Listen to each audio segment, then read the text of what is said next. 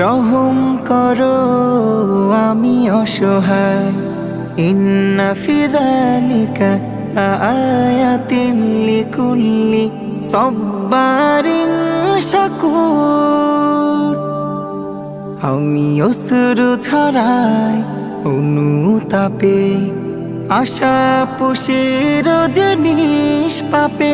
আমি অশ্রু ছড়াই অনুতাপে, আশা পুষে রজনীশ পাপে। তবে তোমার আদালতে দাঁড়াবো যে হালতে, ঘোষণা করো মোরে বেকসুর।